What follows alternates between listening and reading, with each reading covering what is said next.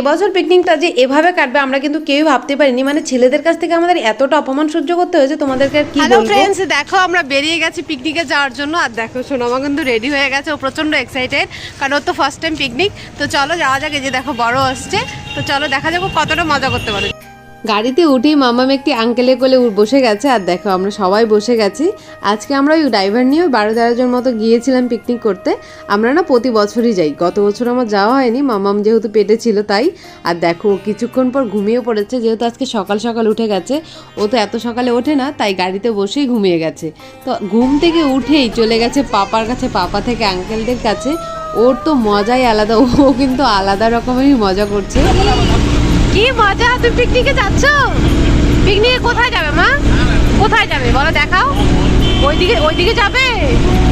এই সুন্দর চা বাগান পেরিয়ে আমরা একটি আরও সুন্দর চা বাগানে চলে এসেছি পিকনিক খেতে। আর এখানে না আমাদের এন্ট্রির জন্য নিয়েছিল 200 টাকা করে। অনেক জায়গায় কিন্তু পার হেডও নেয়, কিন্তু এখানে সেরকম ছিল না, ওই 200 টাকায় নিয়েছে একটি গাড়ির জন্য। আর দেখো রাস্তায় এত ধুলো ছিল। চলে এসেছি, আমরা পিকনিক খাবো, তোমরা দেখতে থাকো, তাই না? তো চলো। গাড়িতে যা মালপত্র ছিল ভারীগুলো তো ছেলেরা নিয়ে চলে এসছে, আর হালকা যা ছিল আমরা কিন্তু মহিলা পার্টিরা সবাই মিলে নিয়ে চলে এসেছি। আর দেখো আমাদের এই সুন্দর জায়গাটা খুঁজেছি কিন্তু আমাদের এই ছেলেগুলো ভারী কাজের, কিন্তু এদের গল্প একটু পরে বলছি। দেখো আমরা একটু সুন্দর চা বাগানের মাঝখানে কিন্তু আজকে পিকনিক খাবো। আর জায়গাটি না খুবই সুন্দর।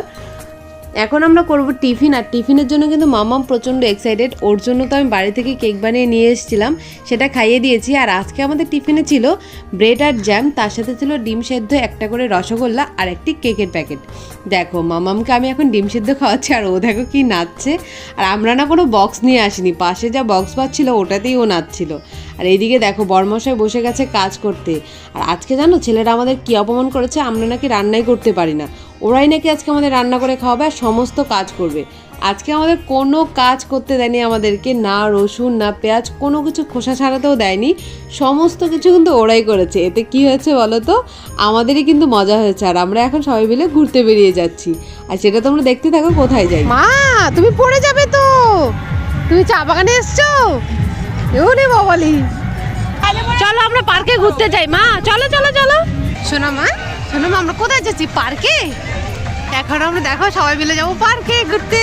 দেখো আর ও নাচছে গান শুনে। ওরে বাবালি, এই সুন্দর পার্কটি থাকা এখানে পিকনিক খেতে এসে কিন্তু কেউ বোর হবে না। আর দেখো আমরা কিন্তু চলে এসেছি, ওই 10 মিনিট মতো হেঁটে এসেছি। আর ওই দেখো দূরে কি সুন্দর ভিউটা দেখা যাচ্ছিল, খালি চোখে তো দুর্দান্ত লাগছিল সকালে। আর এখন একটু রোদ পড়েছে। আর আমরা যখন এসেছিলাম তখন তো প্রচণ্ড কুয়াশা ছিল, ওই বৃষ্টির মতো গুড়ি গুড়ি কুয়াশা পড়ছে। আমরা তো ভাবছি যে আজকে হয়তো রোদই উঠবে না, কিন্তু না, দেখো সুন্দর রোদ উঠেছে। আর মামা মতো এসে ভীষণ মজা করছে। আর ও তো ফার্স্ট টাইম পিকনিকে এসছে, আর ও ঘুরতে কিন্তু খুবই ভালোবাসে। তোমরা যারা আমার ভিডিও দেখো তারা তো জানোই।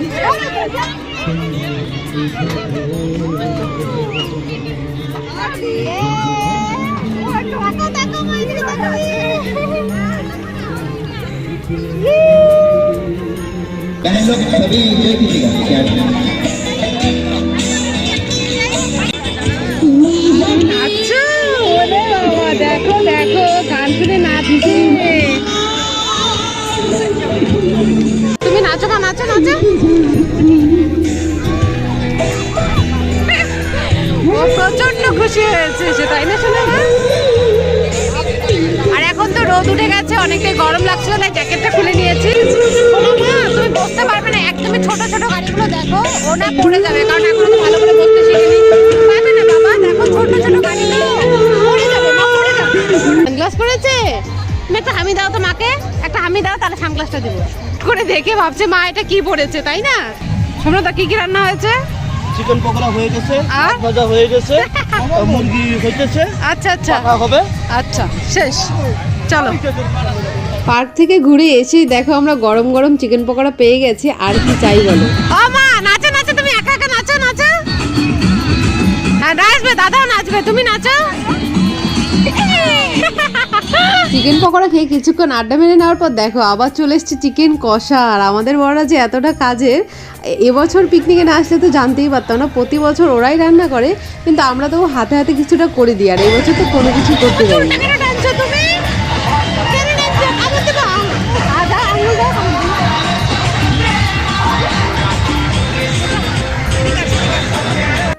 মামামের জন্য আমি দেখো বাড়ি থেকে খিচুড়ি করে নিয়ে এসেছিলাম আর এখান থেকে একটি মাছ ভাজা নিয়ে ওকে খাওয়াচ্ছি আর ও কতটা মজা করে খাচ্ছে দেখো।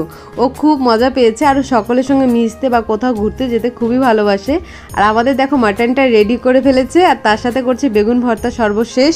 আর এটা না হলে তো আমাদের পিকনিক জমেই না, যত কিছুই থাক না কেন। আজকে চিকেন আছে, মাটন, ডাল, মাছ, তবুও বেগুন ভর্তাটা লাগবেই।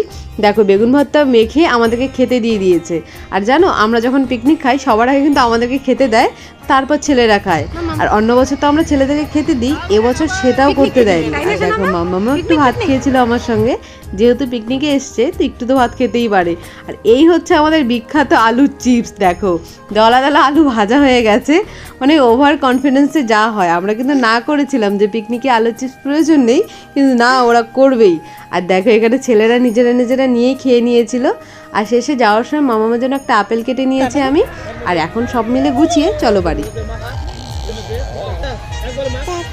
বাবা বাবা চলো আজকের মতো টাটা, তাই না শোনো বাবা? Good night. টাটা করে দিচ্ছে, গুড নাইট বলে দিল। চলো।